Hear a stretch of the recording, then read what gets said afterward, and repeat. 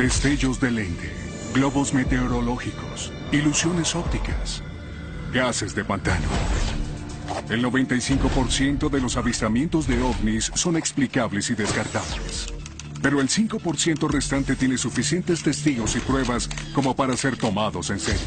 La periodista Leslie King ha investigado estos casos durante más de 10 años, enfocándose en las pruebas y testimonios más creíbles.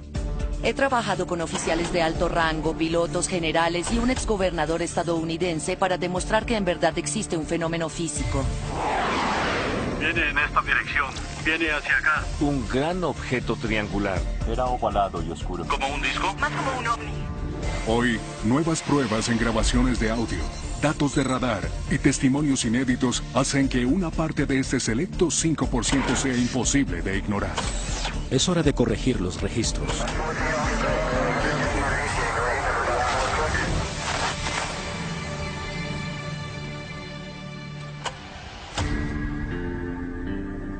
La gran mayoría de reportes de ovnis son hechos por civiles, en casos aislados, con 1 o 2 testigos y pueden ser fácilmente descartados. Viene por un lado, viene directo hacia nosotros. Es increíble. Pero cuando ocurre un avistamiento en una base militar armada nuclearmente en plena Guerra Fría, con 60 testigos de la Fuerza Aérea durante 45 minutos, se necesita un examen más minucioso. Aquí tenemos a un oficial de alto rango reportando un ovni justo sobre la base más importante de toda la red de la OTAN. Y no recibe ninguna respuesta. Eso es algo absolutamente increíble. Ahora, 30 años después, testigos clave dan un paso al frente para contar su asombrosa historia. Se le pidió al equipo y a los testigos tratar la investigación como ultra secreta y se prohibió volver a hablar de ella. Este es el extraordinario incidente del bosque Rendlesham.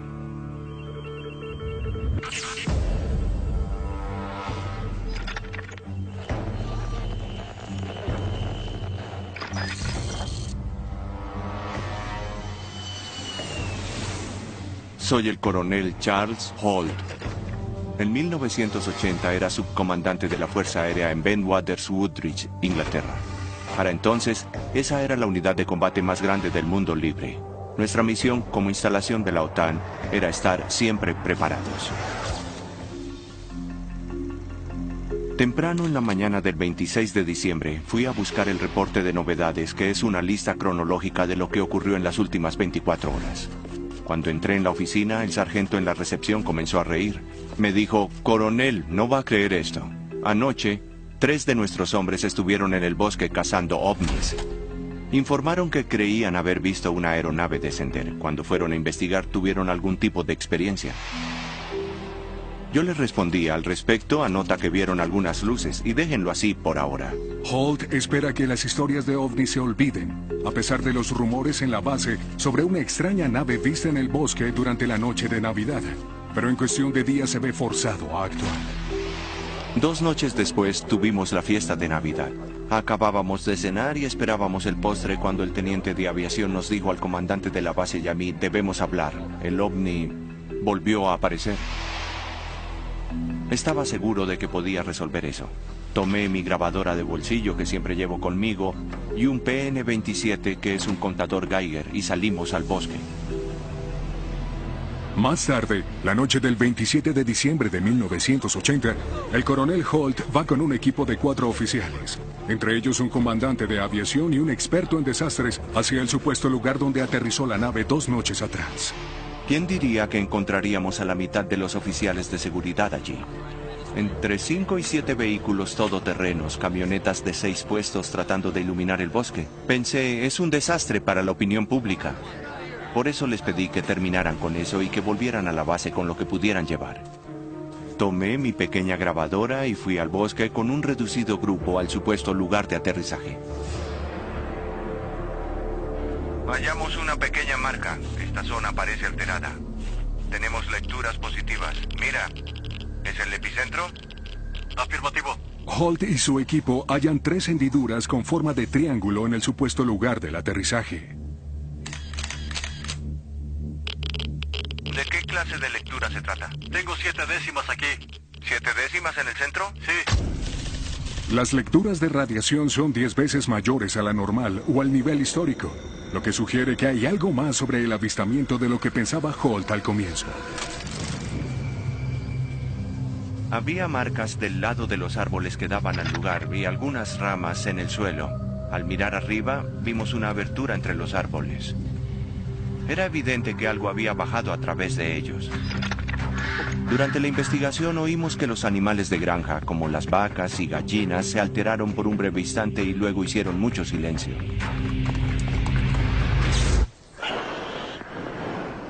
Luego alguien notó un brillante objeto rojo en el otro extremo del bosque. De inmediato volví a encender mi grabadora. ¿Viste una luz? Espera, ¿dónde? En esta posición, aquí, enfrente. Entre los árboles. Ahí está de nuevo. Mira, frente a mi linterna. Ahí está. Sí, ya la veo. ¿Dónde está? No lo sabemos, señor. Sí, es una extraña luz roja. Está a unos 400 metros o más. Vamos al borde del claro para poder verla mejor. A medida que Holt y su equipo se apresuran para acercarse, los detalles del objeto se hacen más claros. Era ovalado, de color naranja rojizo, y goteaba algo como metal derretido que caía al suelo. Tenía un centro oscuro. Era de color negro intenso y esto parpadeaba, casi como un ojo. Se movía horizontalmente entre los árboles a casi 2 metros del suelo, zigzagueando y rebotando un poco como si buscara algo. Definitivamente estaba bajo un tipo de control inteligente. La descripción de Holt coincide con muchos otros avistamientos de ovnis. A menudo, los testigos reportan óvalos rojos que se mueven y buscan como si estuvieran bajo control inteligente. Pero para Holt y los otros oficiales, su experiencia se convertiría en cualquier cosa menos normal. Parece que se mueve un poco en esta dirección. Está más brillante que antes. Viene hacia acá. Definitivamente viene hacia acá. No tengo ninguna duda. Esto es extraño. Lo vimos durante unos 2 o 3 minutos. Y de repente se dividió silenciosamente en otros 5 objetos blancos y todo desapareció. Esto nos conmocionó a todos. Pensaba que nunca podría explicarlo. Nadie jamás lo creería. Es demasiado extraño. De repente alguien miró hacia el norte y dijo, miren, ¿qué es eso?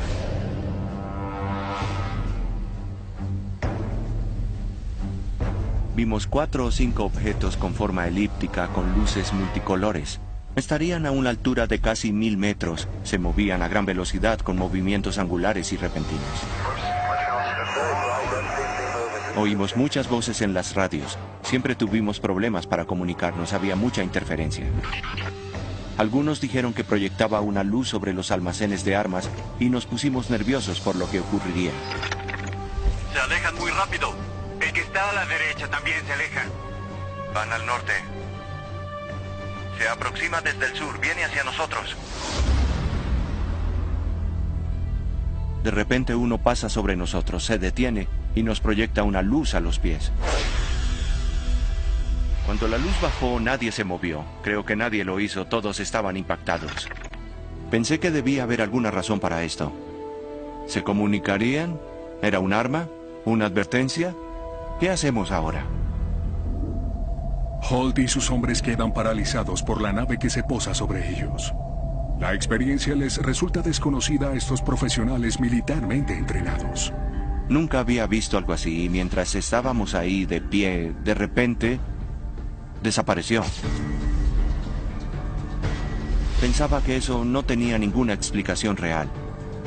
¿Para qué involucrarme? Eso no iba a impulsar mi carrera.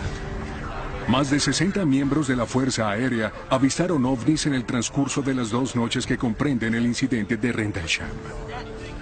Según los testigos, este incidente conmocionó la base, ocurrió durante la Guerra Fría, en un recinto nuclearmente armado, y fue una incursión, un asunto de seguridad nacional para los británicos y los estadounidenses. Como oficial de guardia, Holt debe entregar un reporte de los eventos a sus superiores. Para eso redacta un breve memorándum con la esperanza de que el asunto se olvide.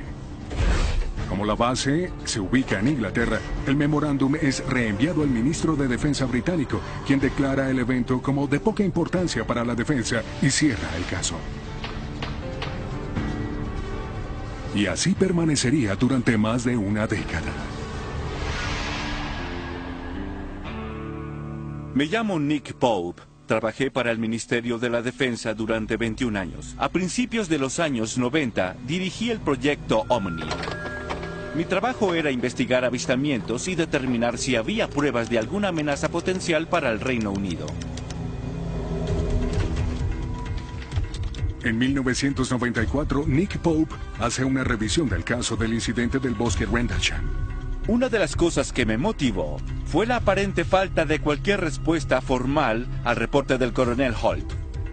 Él fue uno de los oficiales de más alto rango que haya reportado el aterrizaje de un ovni en las cercanías de dos de las bases más importantes de la OTAN. Y no recibió ninguna respuesta. Eso es algo absolutamente increíble. Pope realiza un estudio exhaustivo de 3 años y descubre muchos errores clave en la investigación, incluida una confusión sobre la jurisdicción. El incidente del bosque Rendlesham involucró las bases gemelas de Bentwater y Woodbridge. Estas eran bases de la Fuerza Aérea estadounidense en suelo británico.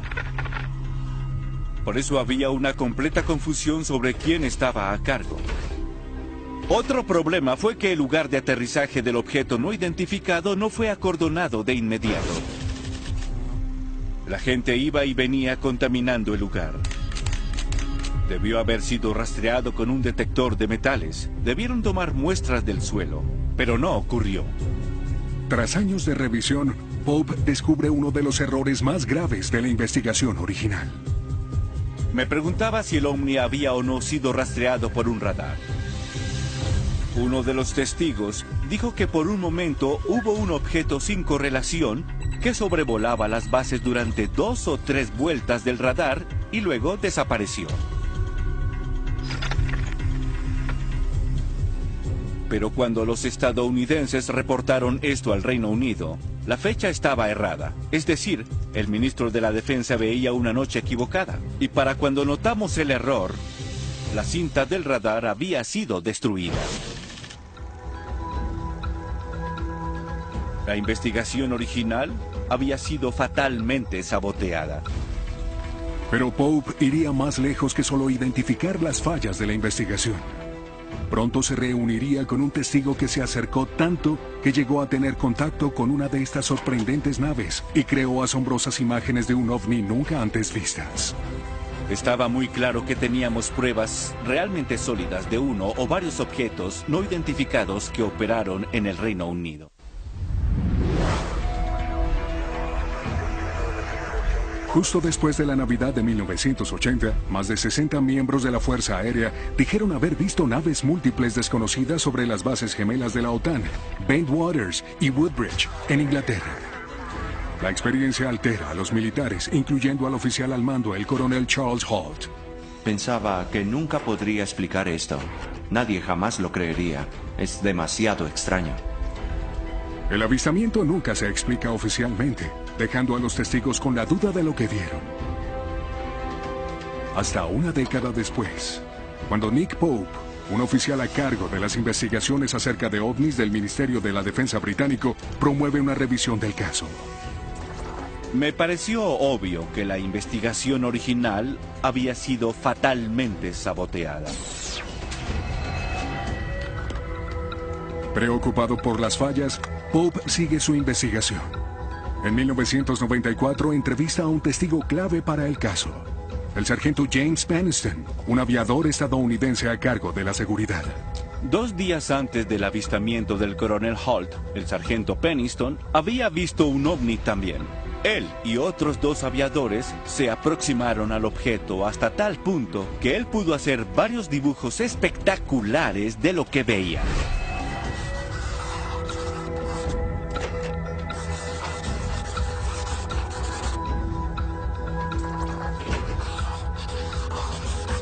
Claramente Peniston se acercó mucho.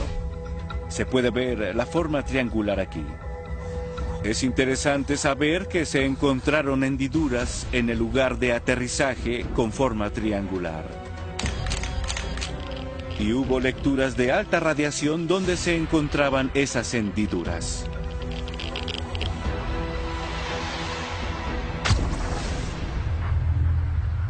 A medida que los tres nos acercábamos a la nave, tuvimos problemas con las radios. El aire que nos rodeaba estaba cargado eléctricamente y podíamos sentirlo en la ropa, la piel y el pelo. Nada de mi entrenamiento me preparó para lo que estaba viendo.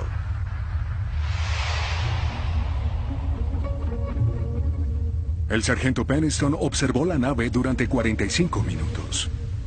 Uno de los datos más intrigantes fueron los extraños símbolos que vio a un costado, que dijo que le recordaban a los jeroglíficos egipcios, y los dibujó en su cuaderno de novedades.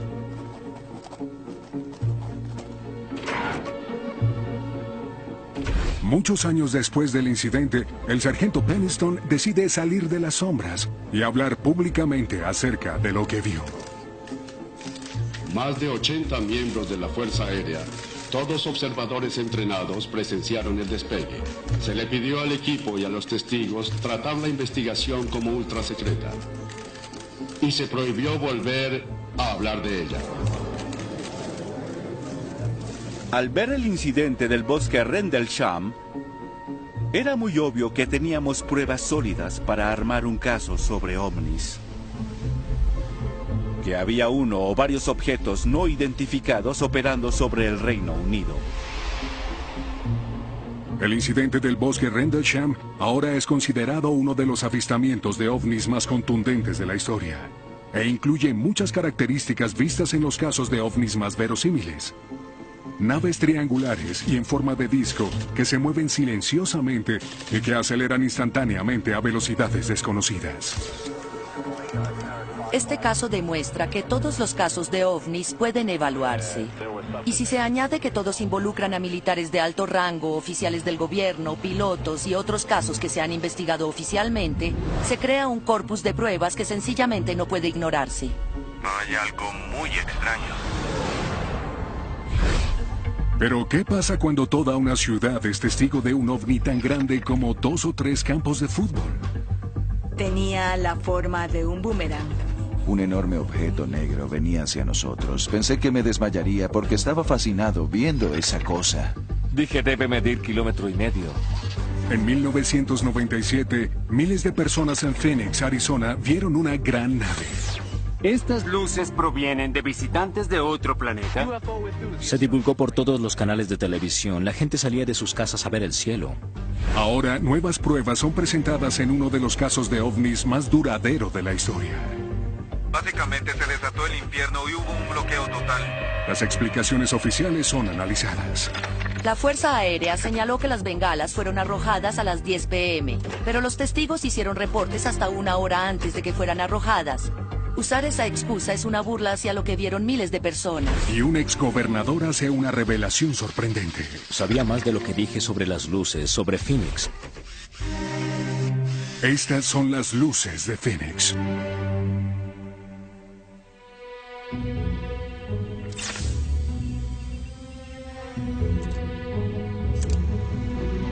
Soy Fife Symington, exgobernador de Arizona, y en la primavera de 1997 hubo un evento poco usual que ocurrió cuando era gobernador.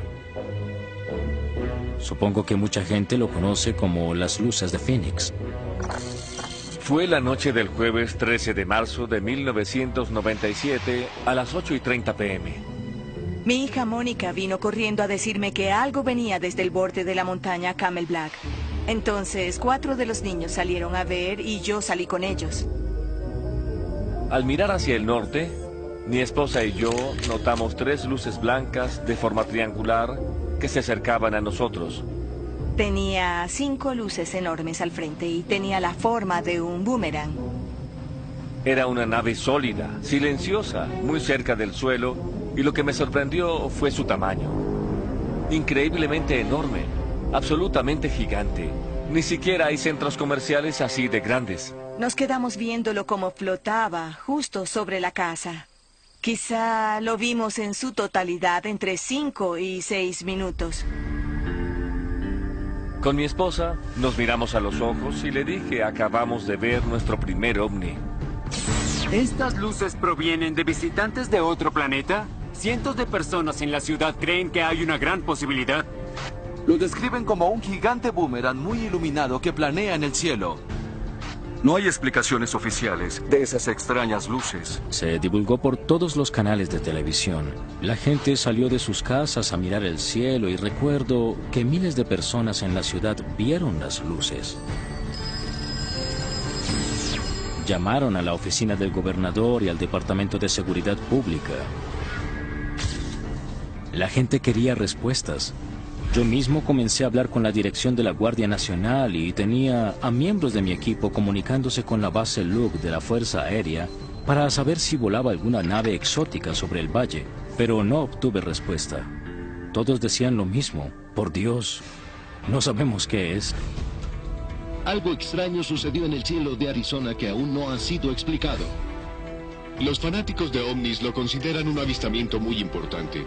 Algunos pilotos afirmaron verlo, pero los radares militares no rastrearon nada. Lo que haya sido puso al pueblo de Phoenix a mirar al cielo. Durante las semanas que siguieron al incidente, hubo más de 700 testigos que reportaron a oficiales locales y al Centro Nacional de Reportes de OVNIs, una organización privada en Seattle, Washington. Entre los testigos había pilotos, oficiales de policía y militares profesionales. Aunque las descripciones de la nave difieren, muchas características primordiales prevalecen. Es un enorme objeto sólido, no solo luces, en forma de delta o triángulo. Y no hace ruido al moverse sobre el valle. Pero lo más importante es que fue visto desde varias perspectivas ventajosas por testigos en todo el condado durante 106 minutos. Lo que hicimos fue acostarnos en la grama a verlo. Era un objeto muy sólido. Era algo inexplicable. Es real. Fue un gran avistamiento de ovnis. Los vieron miles de personas a lo largo del estado de Arizona. Y por eso esperaban una respuesta seria del gobierno.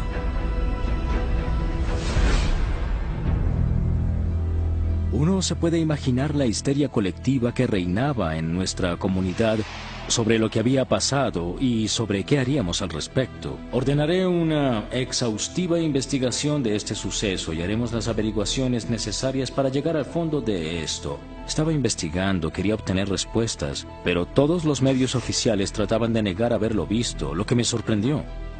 La concejal Barwood tomó las riendas. Ella llamó al senador John McCain, quien fue el primero en conseguir información de la Fuerza Aérea.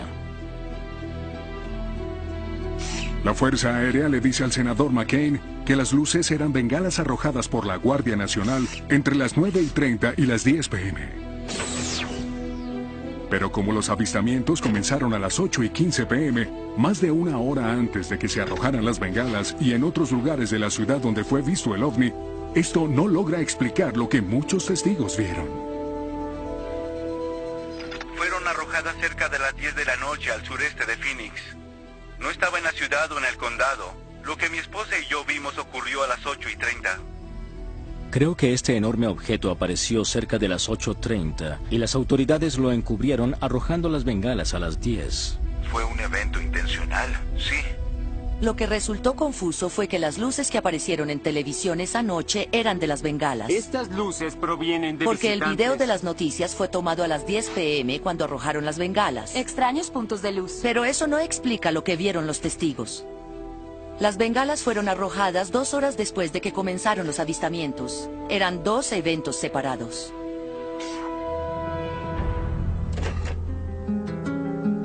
Algo que arrojaba más dudas acerca de la explicación de la Fuerza Aérea es este registro de llamadas inédito hecho por un aviador en la base de la Fuerza Aérea Luke en el Centro Nacional de Reportes de OVNIs en la mañana del 14 de marzo. Aparentemente, tenemos una llamada del aeropuerto Prescott Valley, un pequeño aeropuerto al norte que reporta un objeto que casi se estrella contra un Cessna. La llamada entró cerca de las 8:32. Ellos vieron algo sobre Phoenix, Arizona, sobre la zona de la 7ª Avenida y el camino Indian School. Ignoran lo que era. Según el aviador, la base de la Fuerza Aérea Luke envió 2 F-15 a investigar el incidente poco después de las 8:30 p.m. Habló con el piloto de uno de los F-15 a su regreso y lo describió como visiblemente alterado. En cuanto al piloto al mando de este vuelo, nunca lo he visto asustado y estaba realmente aterrado. No estaba seguro de qué era. Según su declaración, siguieron a esa aeronave que iba en línea recta en dirección al aeropuerto Sky Harbor, uno de los principales aeropuertos de aquí, a unos 18.000 pies, descendiendo a unos 10.500 pies. Vio 5 luces que formaban un triángulo. Las primeras 3 luces estaban en una formación triangular estrecha y la otra luz estaba a unos 360 metros, también del lado este del triángulo.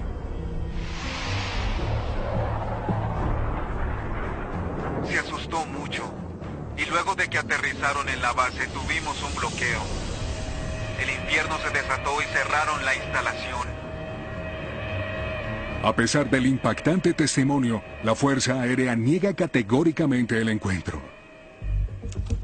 Pero, como en el caso Rendlesham, los intentos oficiales por descartar los avistamientos son infructuosos. Era una historia que no desaparecería y el gobernador debía encararla. El gobernador Fay Symington está decidido a averiguar de dónde provienen esas luces. Las luces de Phoenix alcanzarían importancia nacional cuando el gobernador Symington revela datos asombrosos. Sabía más sobre las luces, sobre Phoenix. Ahora escolten al acusado a la sala para que todos podamos ver al culpable. Es hora de corregir los registros. Cuando se tiene un cargo público hay que ser muy cuidadoso al tratar con temas sensibles y volátiles como los avistamientos de ovnis. Lo cierto es que si uno es funcionario público y comienza a hablar de ovnis, será atacado porque es algo increíble. Hoy comenzamos el programa con esas extrañas luces. De un lado se veían esas En 1997, miles de personas vieron un ovni en Phoenix. Los reportes describían una nave en forma de delta del tamaño de varios campos de fútbol. Como la nave de Rendlesham, fue vista desde varias perspectivas durante 106 minutos. Miles de personas lo vieron y había un interés creciente en el público, casi de histeria. Fanáticos de ovnis de todo el mundo. 3 meses después, el diario USA Today publica las luces de Phoenix en primera página, forzando al gobernador Symington a dar la cara. Recuerdo que a principios de junio había mucha publicidad. De repente estábamos asediados. Por eso organicé una conferencia de prensa para que la gente calmara un poco sus emociones. El 19 de junio, Symington ofrece una rueda de prensa en la que anuncia que el misterio ha sido develado. Ahora le pediré al oficial Stein y a sus colegas que escolten al acusado a la sala para que todos podamos ver al culpable. No dejen que se me acerque mucho, por favor. Esto demostrará que ustedes se toman todo muy en serio. Fue una parodia muy divertida, pero por desgracia fue tomada de forma equivocada. Fue un insulto. Estoy muy ofendido, al igual que muchos testigos, porque mucha gente pudo haber hablado. Pero en vez de eso, se aislaron y se negaron a hablar por esa razón, por ser ridiculizado. Estaba muy molesta porque sé lo que vi y no me gustó ese tipo de actitud. Cuando esa cosa estuvo sobre mi casa durante 5 minutos, a alguien debería importarle. Esa rueda de prensa molestó a mucha gente y me arrepiento de eso. Pero lo que en realidad me hizo sentir mal fue que sabía más de lo que dije sobre las luces de Phoenix. Y la verdad es que debía hablar antes más abiertamente de mis propias experiencias. El 13 de marzo cenaba con mi familia y teníamos la televisión encendida. Yo estaba muy informado sobre las noticias del ovni y dije, me voy en el auto hasta Lincoln Drive, pasando por Squaw Peak, para ver si puedo saber qué sucede. Cuando llegué aquí había gente caminando y disfrutando el parque. Estuve aquí entre 5 y 10 minutos y alguien dijo, miren eso, hacia el noroeste estaba una enorme y gigantesca nave, a poco más de 1000 metros. Ocupaba toda una parte del cielo y se podía ver otra nave a lo lejos. Los aviones se veían como mondadientes comparados con el tamaño de esta nave. Vino hacia nosotros sin hacer ningún ruido, apenas moviéndose con cuidado. Se movía suavemente, no muy rápido. Planeó sobre Squaw Peak. Y así pudimos apreciar la magnificencia de su silueta. El gobernador Simonton observa el objeto durante casi un minuto antes de que se aleje a toda velocidad a través del valle. Desapareció de repente. Yo serví en la Fuerza Aérea y he volado durante toda mi vida adulta y nunca había visto algo así antes. Obviamente tenía capacidades aeronáuticas increíbles, algo que va mucho más allá de cualquier cosa que tengamos en el inventario. Pero pensé guardar silencio al respecto porque era el gobernador y si comenzaba a hablar de esto, aumentaría la histeria colectiva. No podía ignorar el hecho de que debía gobernar. Simonton guardó silencio durante su segundo periodo, pero 15 años después, el exgobernador les da una lección a todos los funcionarios públicos. En lo que concierne al gobierno, todos estamos orientados a tener una explicación para cualquier cosa.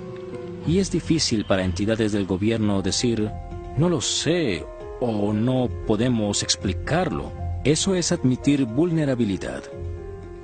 Pero aprendí la dura lección sobre este tema basado en mi propia experiencia. Los funcionarios públicos deben ser más abiertos y más valientes para tratar con asuntos como este. Debemos resolverlos legítima y objetivamente, y si no sabemos qué es, deberíamos decir no sabemos. Es hora de arreglar cuentas y hacer lo correcto. Los detalles de lo que se dio esa noche de marzo de 1997 aún se debaten ávidamente y el caso de las luces de Phoenix permanece irresuelto. Lo que quedó claro es que el caso reveló la urgente necesidad de un estudio de ovnis, un proceso gubernamental oficial para recibir e investigar los reportes. Justo como es ahora, el pueblo estadounidense no cuenta con un cuerpo oficial al que puedan recurrir si tuvieran algún tipo de evento que consideraran necesario reportar. Es interesante que en lo que respecta a la comunidad de aviadores, la AFA insta a sus empleados a no notificar a nadie acerca de un avistamiento de ovni. En realidad están diciendo en su propio manual que nosotros, el gobierno estadounidense, no queremos escuchar absolutamente nada sobre avistamientos de ovnis. Los pilotos y las personas de la comunidad de aviadores particularmente son testigos excelentes, pero muy a menudo, cuando ven ovnis, no hacen reportes porque sienten que ello podría afectar sus carreras. Eso es un gran problema porque hace que el caso sea más difícil de reportar y limita la información disponible sobre el fenómeno. Sin una agencia oficial que registre los avistamientos, aunado a los reportes ridículos circundantes, es imposible registrar con precisión la frecuencia y magnitud de la actividad ovni. Particularmente en la comunidad de aviadores, esto pone en riesgo la seguridad. Si estos objetos voladores no identificados son reales, las colisiones en el aire con nuestras naves pueden ser catastróficas. Atención, torre, habla Dave. Hola, Dave. Habla Sue desde la torre. ¿Viste un disco volador en la C-17? No vi nada, Sue. Y si así fuera, no lo admitiría.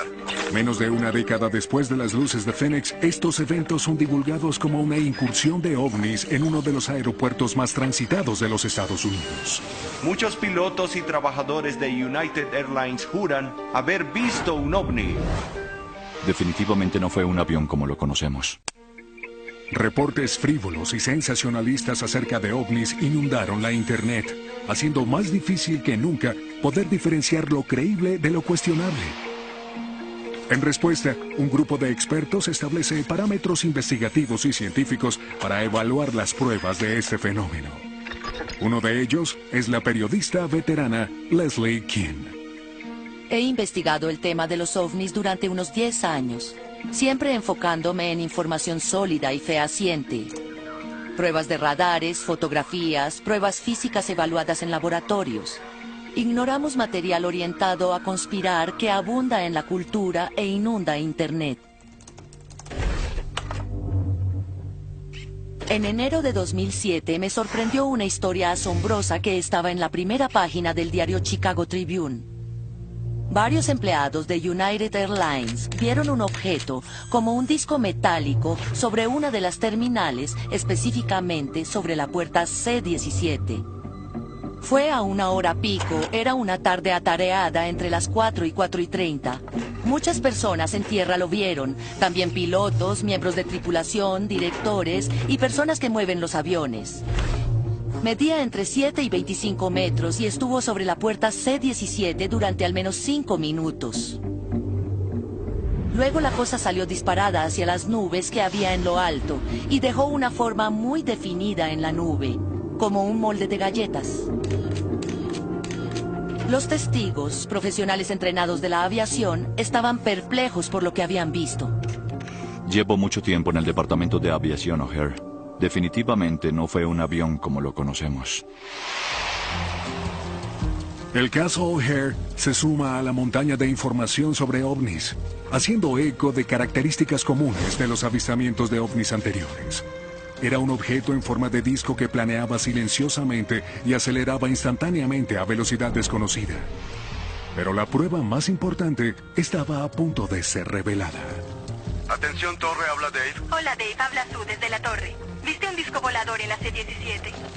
No empieces, Sue. Meses después del incidente, King obtiene una copia de las grabaciones de la torre de control, con una grabación inédita de una supervisora de United Airlines, reportando el avistamiento.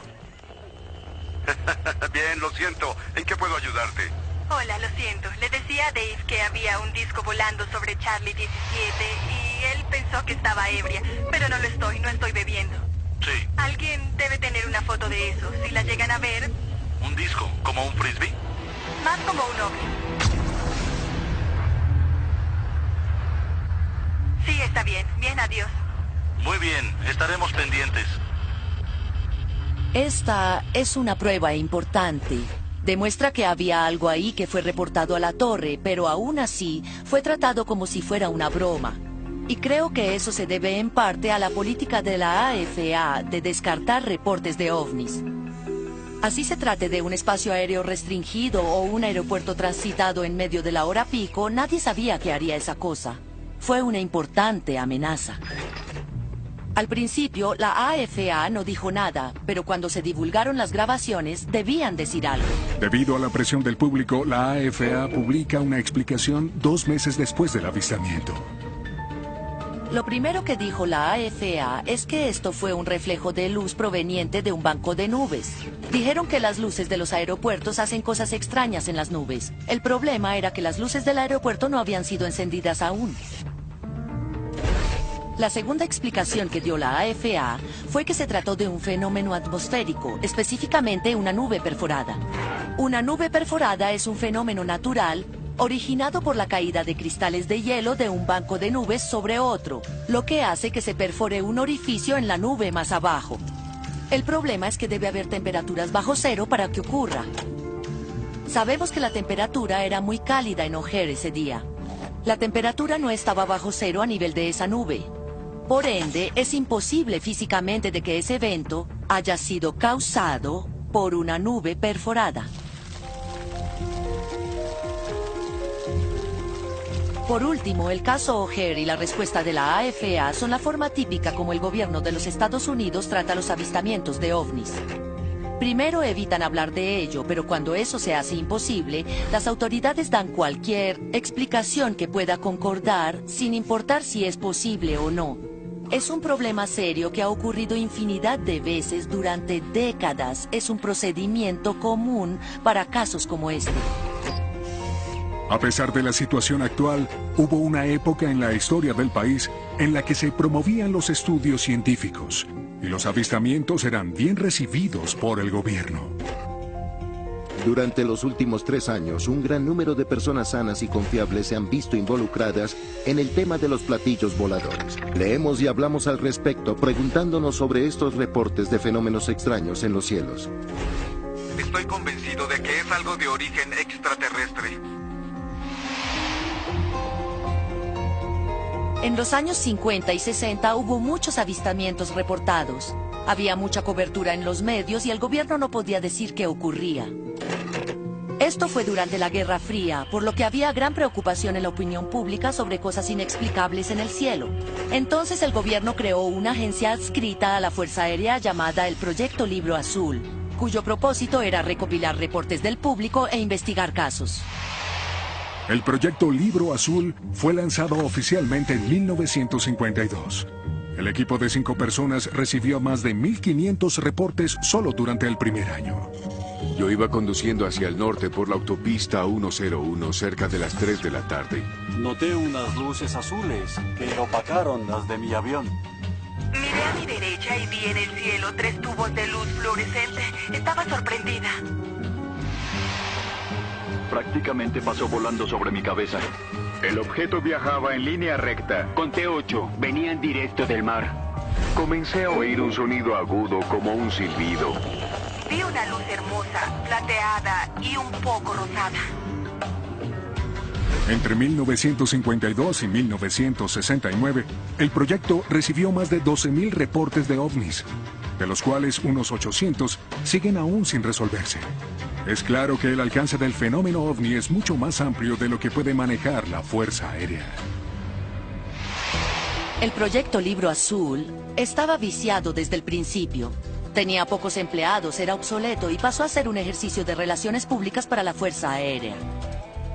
Por eso, en 1966, se decidió que su futuro dependería de un estudio financiado por el Estado en la Universidad de Colorado. El estudio estaba encabezado por el Dr. Edward Condon, un físico ex jefe de la Oficina Nacional de Estándares. Condon siempre estuvo predispuesto contra los ovnis. En un artículo de 1967 dijo: "Mi opinión es que todo eso es infundado, pero no debería llegar a esa conclusión hasta el próximo año". El reporte de Condon se completó en 1968 e incluía varios análisis acerca de los casos no resueltos de ovnis en sus 1.500 páginas. Pero todo eso se ignora en un informe de 2 páginas escrito por el mismo Condon, que declara que los posteriores estudios científicos acerca de ovnis no se justifican. En 1969, la Fuerza Aérea anuncia el fin del proyecto Libro Azul, que se haría efectivo al mes siguiente. Desde entonces, el informe ha sido citado infinidad de veces por oficiales y científicos para justificar la desestimación de los estudios de ovnis. Es toda una tragedia. Era la única investigación oficial hecha por el gobierno. Cuando se cerró, la edad de oro del estudio sobre ovnis en los Estados Unidos había terminado. Desde 1970, muchos casos han desafiado las afirmaciones que hicieron cerrar el Libro Azul. Pero un avistamiento en 1986 en Alaska produciría una prueba tan sólida que debía tomarse en serio. Sí, habla 1-2 de nuevo. Hemos confirmado que hay un objeto volador cerca de la brigada 1550. ¿Te está siguiendo? Así parece, sí. En este caso, un capitán con 30 años de experiencia puso en riesgo su reputación al reportar una gran nave que lo siguió durante casi 1 hora. Un encuentro que crearía el registro grabado más largo sobre ovnis hasta hoy. Una prueba tan sólida que sería llevada hasta la Casa Blanca. Estábamos muy emocionados y cuando le pregunté qué creía que era, dijo, es un ovni. Mi nombre es Richard Haynes y he sido investigador científico de la NASA desde el año 1967. Mi interés en los fenómenos aéreos comenzó al menos hace 30 años, cuando aún era escéptico y estaba convencido de que podría explicar estos fenómenos. Pero tuve la oportunidad de hablar con pilotos comerciales que volaban en nuestros simuladores. De vez en cuando algunos pilotos me contaban historias increíbles que les habían sucedido. Con el pasar de los años me di cuenta que estaba equivocado, que no podía explicar los fenómenos. Por eso en los años 70 comencé a recopilar entrevistas personales a pilotos. A veces en las cabinas de los aviones, otras veces simulábamos un encuentro real. Y así llegué a recopilar más de 3.000 avistamientos de casi todos los países del mundo. Muchos de estos avistamientos eran muy serios. Todos serían calificados como de alto riesgo dentro de los estándares de la Administración Federal de Aviación. Por eso, en aras de preservar la seguridad aérea, creamos el CENARFA, el Centro Nacional de Aviación sobre Reportes de Fenómenos Anómalos. CENARFA es un centro de reportes para pilotos y controladores aéreos que quieran reportar avistamientos de una forma confidencial. Esto es muy importante, porque muchos pilotos temen por sus carreras. Creen que serían ridiculizados y eso implica que si alguien ve cosas mientras vuela, no está apto para volar un avión. Eso es absurdo. Le hemos dado la vuelta a esa situación. Habla 1-2 de nuevo. Hemos confirmado que hay un objeto volador cerca de la brigada 1550. ¿Te estás siguiendo? Así parece. Cambio. En 1986, el CENARFA se entera sobre un avistamiento en Alaska que sería uno de los casos de pilotos más conocidos. Un investigador clave es el ex jefe de la división de la AFA, John Callahan. Fui el director de la División de Investigaciones de Accidentes y de la División de Evaluación de la AFA. La regla era que si alguna novedad se presentaba o había algún accidente, nosotros debíamos saberlo antes de que se disparara el humo. En algún momento de enero del 87, recibí una llamada de Alaska diciendo que un ovni siguió un 747 japonés en el aire durante 31 minutos. Los medios se enteraron, querían más información y nadie sabía qué decirles. Yo les dije, está bajo investigación. También les dije que recopilaran toda la información, las grabaciones de voz, los registros de computadora y militares y las enviaran en el vuelo de medianoche al centro de enseñanza AFA. Callahan conforma un equipo con analistas de la AFA quienes sincronizan el radar con la transmisión de radio del piloto. El resultado fue grabado en este video por Callahan y será una pista esencial para resolver el caso. Aquí vamos. Centro Anchorage. Aquí Japan Air 1628. Tenemos a la vista dos objetos como a 1500 metros adelante. Radar rastreando la nave. El capitán Kenju Terauchi es un capitán con experiencia de Japan Airlines que llevaba un avión de carga 747 de París a Tokio. Creyó haber visto algún tipo de prueba militar muy avanzada. Cuando observó su radar a bordo, notó un gran objeto a unos 11 o 15 kilómetros delante de él y llamó a la AFA para saber si tenían algo transitando por su ruta. Japan Air 1628, ¿podría identificar el tipo de aeronave que ve? ¿Podría diferenciar si se trata de militares o civiles? Aquí Japan Air 1628.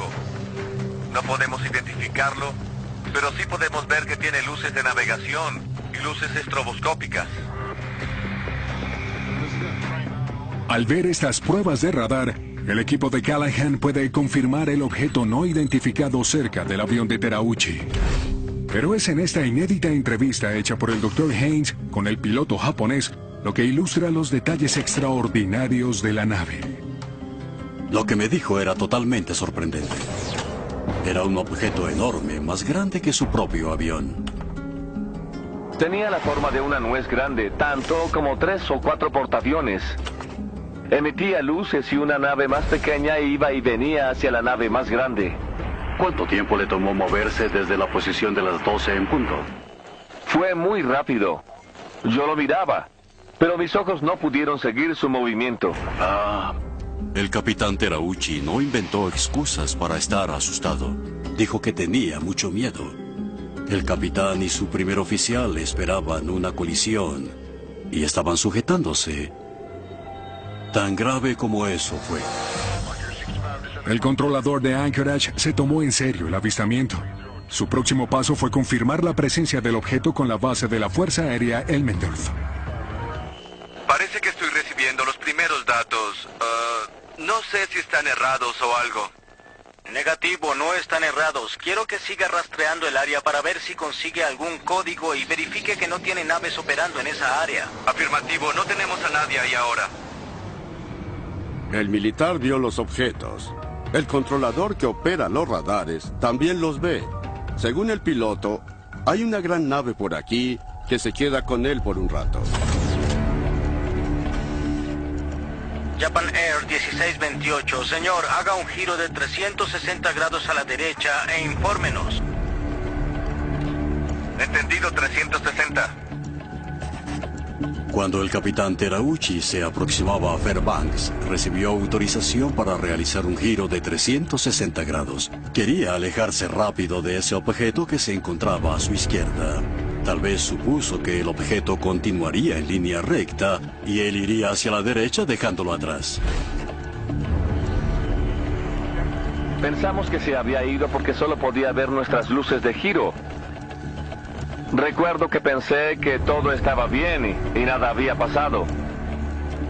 Luego, cuando giré de nuevo en dirección a Anchorage, lo vimos de nuevo. Nos siguió durante todo el giro de 360 grados. Habla 1-2 de nuevo. Hemos confirmado que hay un objeto volador cerca de la brigada 1550. ¿Lo está siguiendo? Así parece. Cambio. Cuando Terauchi hizo su giro de 360 grados, el objeto giró en redondo con él. Lo que es muy interesante porque debía estar volando más rápido que ese avión para dar el giro. Por eso el fenómeno debió haber estado bajo un buen control, quizás inteligente para mantener una posición precisa con el avión. El piloto y el copiloto lo ven. La base militar y el controlador de Anchorage lo rastrean en el radar. Además, un avión de pasajeros de United Airlines cercano también reporta tránsito desconocido en el área. Los avistamientos de Alaska comparten muchas características con los casos de ovnis más verosímiles, incluyendo Rendlesham, Phoenix y Chicago. Es un objeto enorme en forma de disco. Se mueve bajo aparente control inteligente y es capaz de alcanzar velocidades desconocidas. Y lo más sorprendente, el encuentro dura 55 minutos y abarca más de 560 kilómetros. Esto le proporcionó a la AFA una gran cantidad de información. Ocurren anomalías cerca de la antena, tanto en el radar como en los faros, reportes que son inexplicables. Los analistas armaron un gráfico que explica cada movimiento del 747 y hasta un ciego pudo haber visto que ahí había un objeto. Pero yo creí que se trataba de un avión furtivo, descartando que fuesen ovnis. Cuando Callahan vuelve a Washington, revisa el material con un equipo de científicos de la Casa Blanca. Había 3 científicos del equipo de Reagan, había otros 3 que eran de la CIA, y les reproduje la grabación 3 veces. Pero sí podemos ver que tiene luces de navegación y luces estroboscópicas. Cuando terminó el video, todos estaban emocionados, estaban ansiosos. Morían por poner sus manos sobre esta información. Era la primera vez que tenían más que varios minutos de registros de radar para continuar. Luego el sujeto de la CIA apunta al monitor y dice: este evento jamás ocurrió. Nunca. Nunca estuvimos aquí, lo aseguro. Confiscaremos toda esta información y todos guardarán el secreto. Entonces le dije: ¿qué cree que sea? Aún pienso que es un portaaviones. Y dijo: es un ovni. 2 meses después de la reunión de Callahan, la AFA publica una explicación oficial del avistamiento, que como en Phoenix y Chicago intenta borrar el fenómeno. Dijeron que fue un faro descompuesto, que era un objeto fantasma, que era una mancha, que nunca sucedió. Pero los pilotos japoneses no ven objetos fantasmas, ni manchas, ni faros descompuestos. Solo vemos un punto o una barra en el radar. Hay que confiar en lo que diga el piloto que hay allí. Vi muchas boquillas y también muchas lucecitas. El capitán Terauchi decidió hacer público su encuentro poniendo en riesgo su reputación. Por su voluntad de cumplir con los trámites y ser entrevistado intensamente, Japan Airlines decidió que él no debería volar más. Le dijeron que volara un escritorio, por decirlo de alguna manera. Este caso demuestra lo que está en riesgo. Hasta que el gobierno estadounidense cambie su política sobre avistamientos de ovnis, los testigos siempre tendrán miedo de salir a la luz con pruebas críticas e importantes. Así es como avanza la ciencia, permitiéndole a la gente describir lo que ven sincera y abiertamente. Nunca llegaremos al fondo de este fenómeno hasta que tengamos una divulgación. Hoy día, si se visitan páginas en Internet como YouTube, se ve toda clase de videos de ovnis y hay una gran cantidad de videos falsos y fotos alteradas con programas de computadora. De esta manera, es casi imposible poder escuchar una voz que resalte entre tanto ruido. Las únicas fotografías importantes son las que han sido analizadas minuciosamente y aprobadas. Esas muestran objetos voladores no identificados genuinos.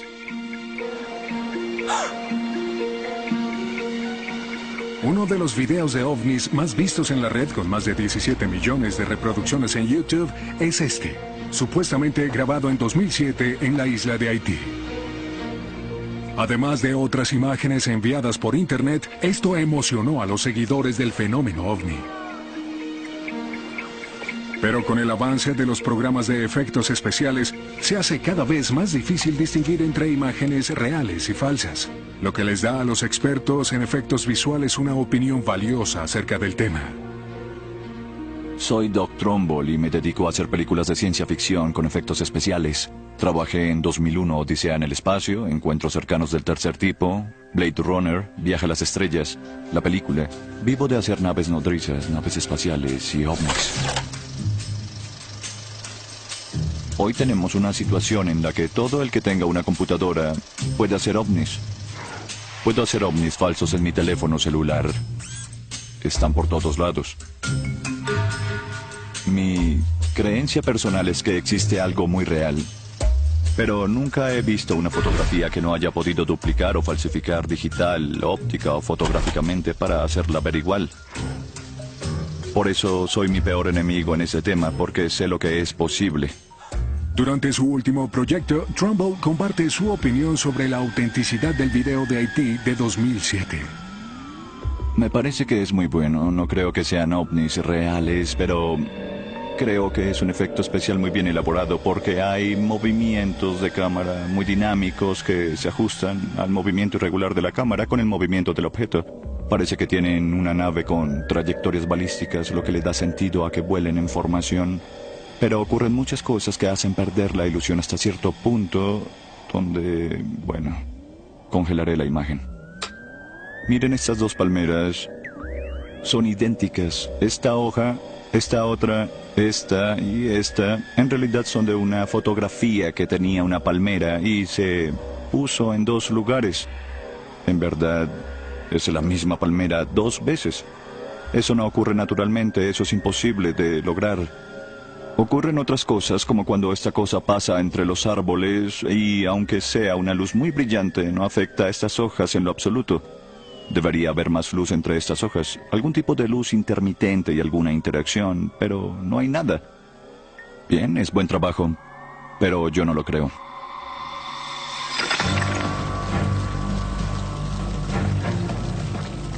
Mientras turistas con cámaras de video sorprenden con pruebas irrefutables de ovnis en el futuro, ya hay imágenes de los fenómenos que han sido probados científicamente y ampliamente aceptados. OVNI, la epidemia invade Bélgica. Muchas personas afirman haber visto objetos luminosos y de formas triangulares. Los avistamientos en Bélgica de finales de los años 80 y principios de los 90 son los más difundidos de la historia, con más de 2.000 reportes documentados e investigados de pilotos, policías y militares. Pensé que era una violación de nuestro espacio aéreo. Debíamos averiguarlo porque era una cuestión de defensa nacional. La epidemia de avistamientos de 18 meses puso nervioso al gobierno belga y le dio a la comunidad científica la prueba de ovnis más concluyente hasta ahora. Cuando la vi me dije, por Dios, esto es demasiado. Admito que lo primero que pensé es que todo esto era un montaje. Esta es la ola belga. Bruselas, Bélgica.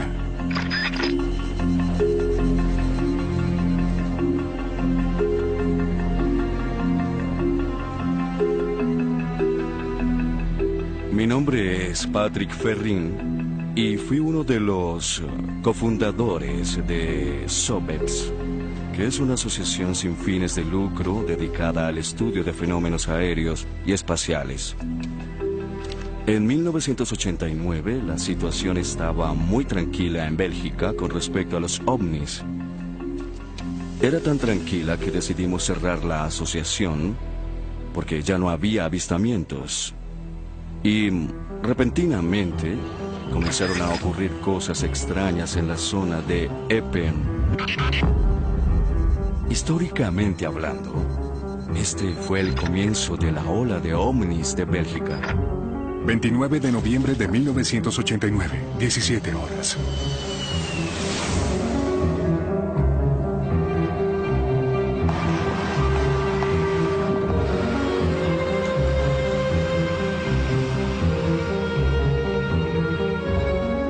Mi nombre es Albert Kreutz.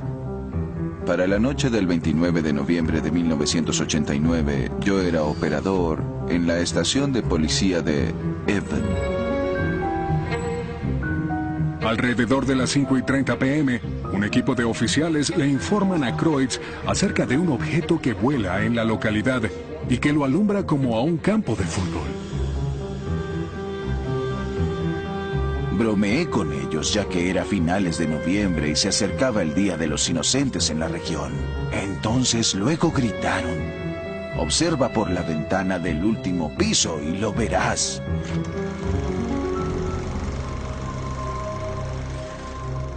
Fui a la ventana y vi un objeto a unos 200 o 300 metros enfrente de mí. Era como un bote y flotaba en el aire.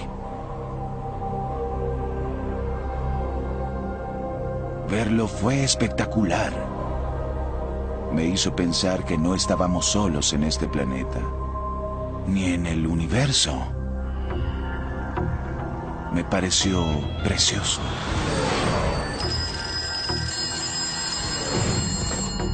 El operador recibe cientos de llamadas de ciudadanos preocupados. Hay dos objetos volando en el cielo.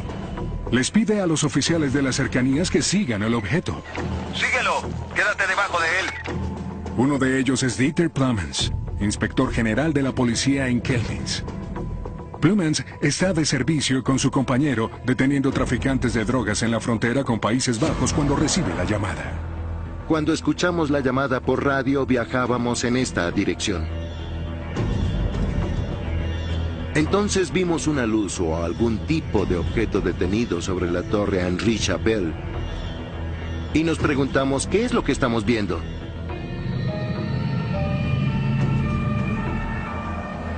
Les dije que siguieran y observaran el objeto. Así que lo siguieron hasta Henri Chapelle, donde el objeto levitaba inmóvil sobre el asilo de ancianos Bellel. Creo que este es justo el lugar donde nos detuvimos. Vimos un enorme objeto sobre nosotros con luces redondas en las tres puntas.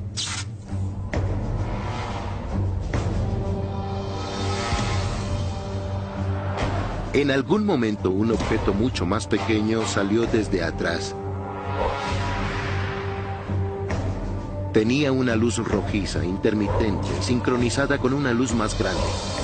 Plumens y su compañero observaron el objeto durante varios minutos. Luego, el pequeño objeto fue recogido por la nave más grande. El objeto de repente se elevó y se fue volando.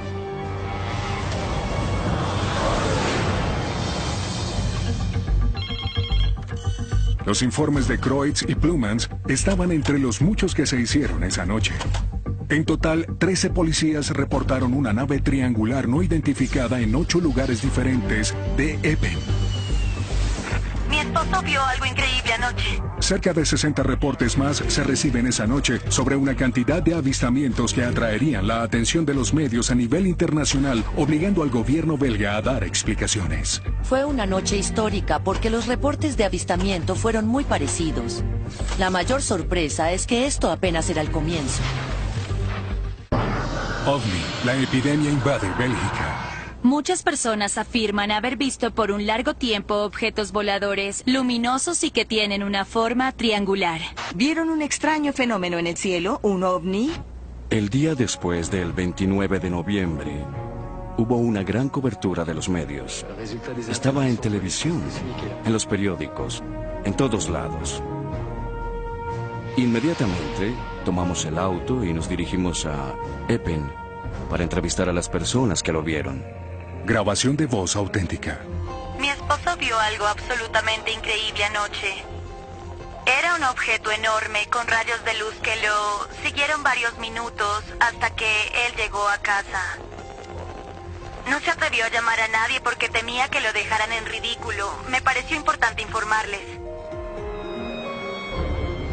Recopilamos 150 avistamientos diferentes en la misma área que describían casi la misma cosa.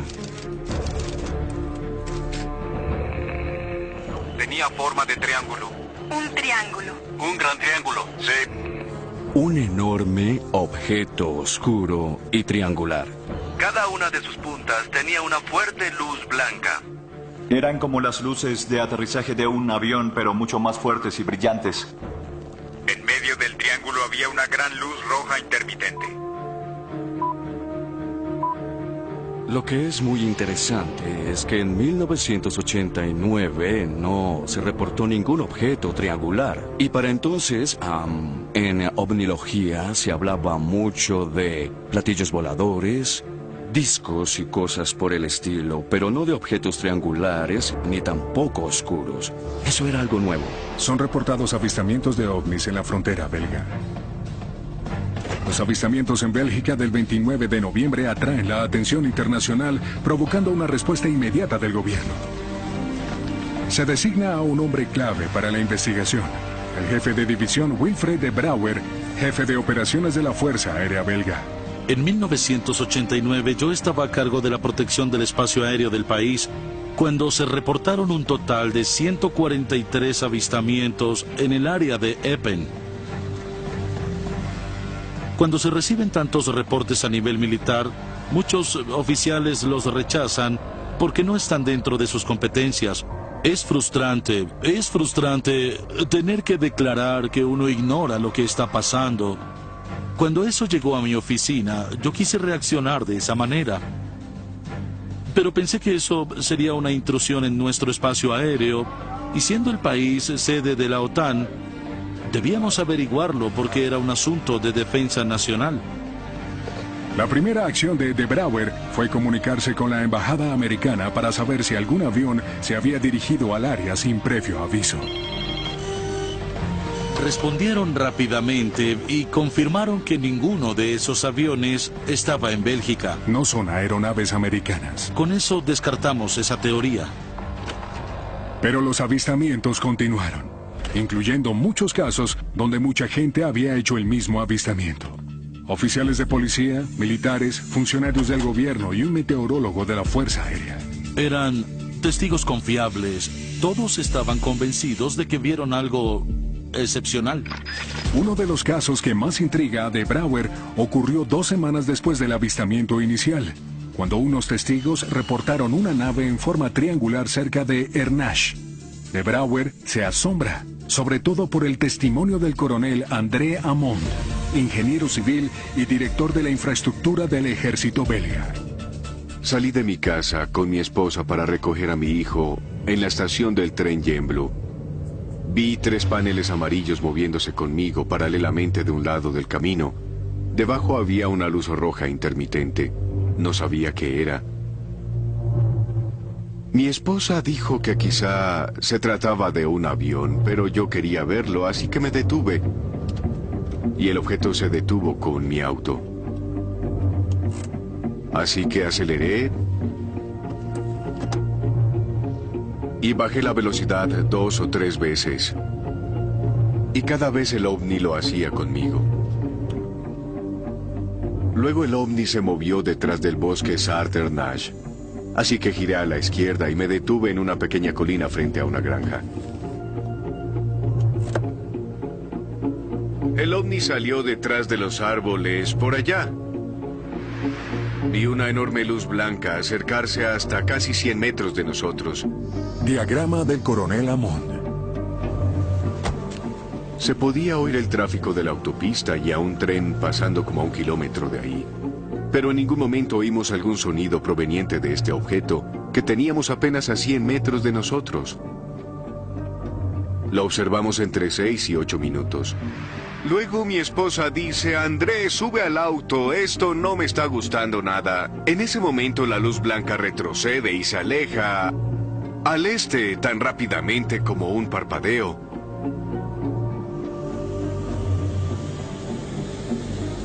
Según mi experiencia, esa aceleración requiere una gran cantidad de energía, que no sería posible sin materiales con superconductores que actúen a baja temperatura. Hoy, 20 años después, solo sé una cosa, que no hay objeto hecho por el hombre que pueda hacer lo que hizo ese objeto ese día. No lo había entonces y aún no lo hay. Es imposible. El coronel Hammond envía su reporte al ministro de Defensa y es uno de los muchos militares que convencen al gobierno belga de que había que actuar. Establecimos un procedimiento para enviar en el futuro aeronaves que puedan identificar estos avistamientos, pero bajo ciertas condiciones. Primero, los testigos deben reportarle a la policía, quien debe confirmar el avistamiento para luego llamar a una estación radar que tiene la autoridad para enviar aviones F-16.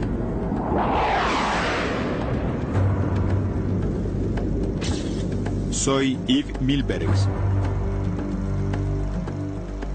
En 1990 volaba aviones F-16 en el Escuadrón 350 en Bélgica. Oímos hablar de la ola de ovnis, sobre todo en las regiones de Epen y Lieja. 30 de marzo de 1990, 01 horas. La noche del 30 de marzo de 1990 se informa a la unidad de Milbergs sobre una serie de avistamientos de ovnis cerca de la ciudad de Lovaina. De inmediato despegamos en formación 2 F-16 hacia el este de Bruselas. En dirección 180. ¿Me escuchas, Mills? Entendido, te escucho. Nuestro objetivo era interceptar o acercarnos lo máximo posible a los objetos para identificarlos lo mejor que pudiéramos. Vamos directo al sur, a buena velocidad. Ahora pueden investigar, revisen el armamento. La velocidad a la que se movía el objeto, así como las grandes variaciones entre la altitud y la ruta eran únicas. Velocidad del objeto, 1833 kilómetros por hora. En combate aéreo vemos a los objetos moverse muy rápido, pero en este caso las variaciones del objeto eran imprevistas, lo que demuestra que se trataba de un objeto muy diferente a una aeronave. Perdí contacto. Conferencia de prensa Fuerza Aérea Belga, julio 11 de 1990. Aquí pueden ver el vector del objeto a 300 grados. La velocidad a 990 nudos. ¿Es normal esa velocidad? No. La velocidad de un avión normal a esta altitud es de unos 350 a 400 nudos. Bajo la presión del público y de los medios, De Brouwer ofrece una conferencia de prensa para discutir el vuelo de Milbergs. Esta es una velocidad de 1010 nudos y es la mayor velocidad que registramos. Los F-16 registraron objetos a velocidad normal, pero repentinamente cambiaron y aumentaron la velocidad a una mucho más alta que la del sonido. Esto no puede hacerlo ninguna aeronave convencional. La aceleración llevó a los objetos de 150 nudos a 500 nudos en cuestión de segundos. Por desgracia, solo uno de los radares de nuestros F-16 proporcionó la suficiente información para ser analizada, lo que significa que no pudimos comparar las cintas para limpiarlas de interferencia electromagnética, que es un reflejo de un objeto, a veces en tierra, que viaja por la atmósfera y rebota en el radar del F-16. Por esta razón, no estamos totalmente seguros de que se trató realmente de algún objeto. Debido a fallas en la grabación del segundo radar, los funcionarios del gobierno no pudieron verificar el testimonio de los pilotos, pero Milbergs sigue convencido. Creo que hubo un objeto en ese lugar ese día. Teníamos testigos en tierra, estaciones de radar y aviones. 3 fuentes diferentes que veían el mismo objeto a la misma hora y en el mismo lugar. Hubo algo en el aire esa noche. Los avistamientos de la ola belga son sorprendentes y convencen a De Brouwer y a otros investigadores acerca de su veracidad. Lo que no tenían era algo irrefutable, una prueba que llevara los reportes por completo al mundo de la ciencia. Una noche de primavera, en una población cercana a donde todo comenzó, la prueba llegaría. Y los resultados significarían más de lo que habían imaginado. Admito que lo primero que pensé es que todo se trataba de un montaje.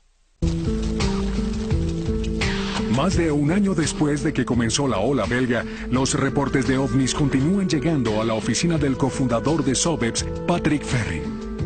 Durante casi 18 meses recopilamos muchas observaciones y conocimos a varios cientos de personas. Y también obtuvimos más de 60 fotografías de objetos voladores no identificados y casi la misma cantidad de videos. Pero por desgracia eran muy malos. Lo único que se podía ver era puntos de luz sobre un fondo oscuro.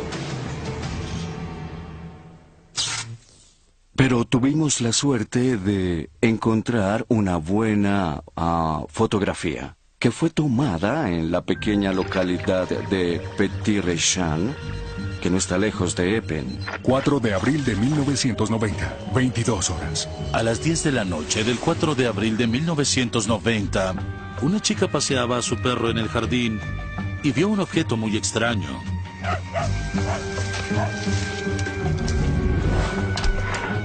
Entró a casa y le dijo a su novio: «Tenemos algo extraño afuera, ¿podría salir a ver?». Él salió y llevó su cámara. Solo le quedaban 2 fotos, así que se recostó en la pared y se quedó inmóvil. Y fijó un tiempo de exposición de unos 2 segundos. Tomó 2 fotos y cuando reveló el rollo, notó que una de las 2 fotos estaba vacía. No tenía nada, así que la desechó.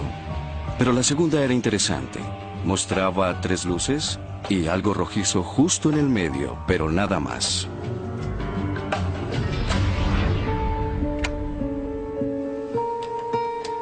Recibí la original y cuando la vi me dije: por Dios, esto es demasiado. Y admito que lo primero que pensé es que se trataba de un montaje. Entonces construí un pequeño modelo y traté de reproducir lo que había en las fotos. Inmediatamente comprendí que no era un montaje.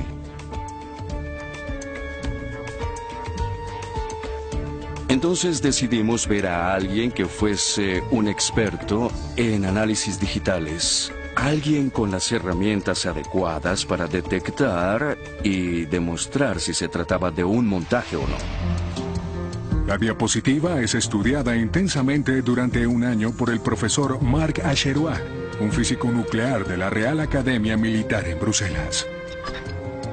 El análisis del profesor Acherois del componente azul de la diapositiva muestra que un lado del objeto triangular está perfectamente enfocado, pero los otros 2 lados están borrosos. Esto prueba que el objeto tiene un movimiento independiente. No era un montaje. La diapositiva es analizada por científicos de todo el mundo, incluyendo al profesor André Marion, un físico nuclear de la Universidad de París. El profesor Marion descubrió que había un campo magnético alrededor de ese objeto, porque observó un patrón similar a la reacción de las fibras de hierro en un campo magnético. Los hallazgos del profesor Marion crean la suposición de que la nave pudo haberse movido usando un sistema de propulsión magnetoplasmadinámico, un motor impulsado electrónicamente que usa un campo magnético para generar impulso. Tal sistema podría explicar la falta de viento y ruido reportado por los testigos. En la historia de los estudios de ovnis, la fotografía de Petit-Rechamp resalta como una de las pruebas más convincentes de un avistamiento hasta hoy. No solamente reafirma los miles de reportes de toda Bélgica, sino que muestra muchos de los atributos de los casos de ovnis más verosímiles. Es una nave triangular que se mueve silenciosamente y acelera a velocidades desconocidas.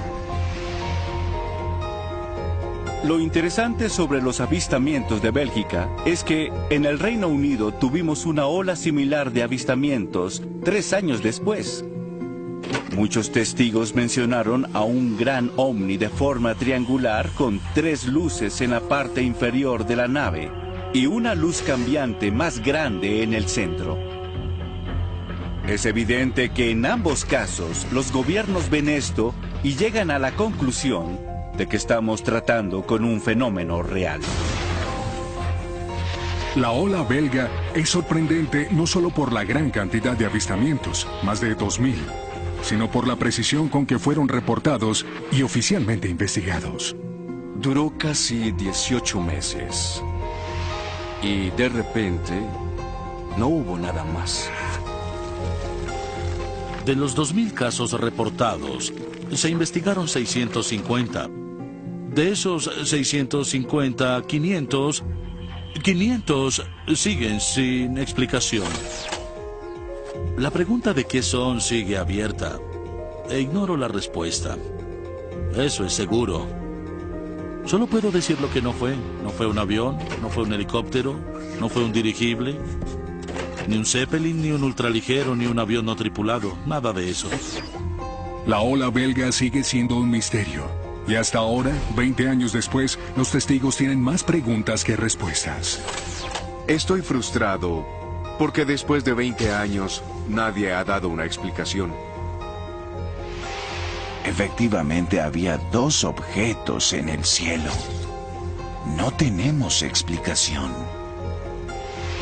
Nunca vi un objeto volador similar antes o después de ese día. Y aún hoy no sé qué era. ¿Era algo extraterrestre? No sé, podría ser. Solo puedo hablar de lo que vi en ese momento.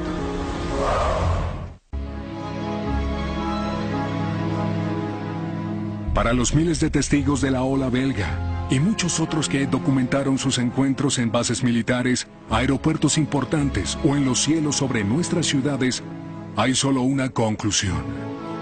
Hay algo ahí afuera y debemos tomarlo en serio. La dificultad de estudiar ovnis, si de verdad son manifestaciones de civilizaciones avanzadas, es que estamos casi en la misma posición de un pequeño ratón de laboratorio, tratando de entender en qué consiste la civilización de los biólogos en el laboratorio. Está más allá de nuestra imaginación. Arthur C. Clarke dijo que la tecnología lo suficientemente avanzada no se puede distinguir de la magia. La historia está llena de testimonios de fenómenos nuevos, de fenómenos poco entendidos, que han sido ridiculizados y objeto de burlas. ¿Por qué? Porque la ciencia no ha tenido la oportunidad de examinarlos, o no lo hará por distintas razones. Debemos revertir esta situación. En nuestra cultura tenemos la propensión a ridiculizar los avistamientos de ovnis. Es un problema y debemos ser más maduros al respecto en este país. No todos son luces de aviones, ni globos meteorológicos, ni bromas pesadas. Hay un fenómeno genuino aquí. Es algo que la comunidad científica debería querer ver. Deberían querer comprometerse con esto. Potencialmente tiene muchas cosas increíbles que enseñarnos.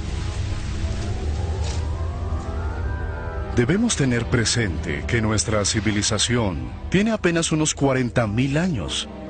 Lo que es un parpadeo en la edad de nuestra galaxia. Somos criaturas en las ramas. Y con 200.000 millones de estrellas, eso crea una enorme cantidad de planetas, incluyendo, como ahora sabemos, planetas del tamaño de la Tierra. Por eso las probabilidades de que exista vida allí afuera son realmente muy, muy grandes. Tenemos técnicas analíticas muy sofisticadas que están siendo usadas en todo el universo para observar planetas, estrellas, nebulosas. Pero me pregunto, ¿alguien ha hecho una verdadera aproximación tecnológica sofisticada para poder fotografiar objetos voladores u ovnis y de esa forma obtener un procedimiento modelo para poder observarlos? Y la respuesta es no. Ese vacío me hizo emprender lo que se ha convertido en una afición para mí. Comencé a emplear tecnología digital muy sofisticada para rastrear movimientos que usamos en los efectos especiales, algunos para encuentros cercanos, para intentar fotografiar un ovni. El proyecto de Trumbull, conocido como UFOTOG o fotografía de ovnis, usa cámaras calibradas y antenas de radio para recopilar imágenes y datos del cielo nocturno. Al observar simultáneamente la misma área desde distintas perspectivas, el equipo de Trumbull puede calcular la velocidad, la trayectoria y la altitud de cualquier objeto registrado. También puede determinar si se trata de una aeronave convencional. Mi plan es crear imágenes que sean válidas científicamente y que puedan ser evaluadas y usarse como un procedimiento en el que analistas científicos puedan observar y luego decir exactamente de qué se trata. Tomada con una exposición de 2 segundos. Creo que durante los próximos años es poco probable que no hayamos encontrado alguna evidencia de vida inteligente en el universo y creo que sucederá y sucederá muy pronto. Y me gustaría ser parte de eso.